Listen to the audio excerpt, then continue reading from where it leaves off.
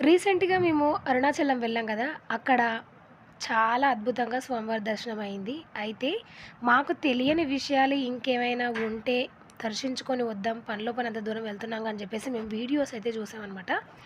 అందులో భాగంగా ఇక్కడ ఒక ముఖ్యమైన విషయాన్నయితే తెలుసుకున్నాననమాట. ఏంటి అంటే అరుణాచలంలో అష్టగణపతుల దర్శనం. మనకి అందులో ఈ 7 వినాయకుల్ని ఈజీగా దర్శనం చేసుకొని రావచ్చు. కానీ ఇక్కడ మీకు కనిపిస్తున్న ఈ సూక్ష్మ గణపతి ఎక్కడున్నారో కనిపెట్టడం చాలా కష్టం అనమాట.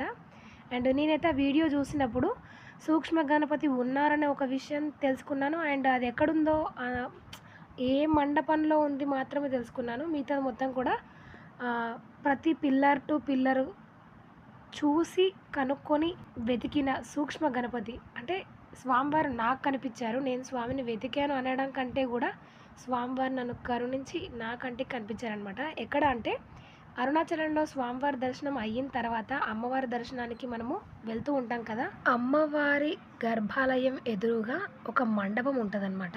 ఆ మండపంలోకి ఎంటర్ అవుతూ ఉంటే కుడి చేతి వైపున మనకి నవగ్రహాలు, ఆ ముందు చిత్రగుప్తుల స్వామివారి గుడి, ఆ ముందు ఉన్న పిల్లర్‌కి మనకి సూక్ష్మ గణపతి దర్శనమిస్తారనమాట. ఇలాగా 2 జంట పిల్లర్స్ ఉంటాయి. ఆ రెంటి మధ్యలో సూక్ష్మంగా స్వామివారు మనకి దర్శనమిస్తూ ఉంటారనమాట.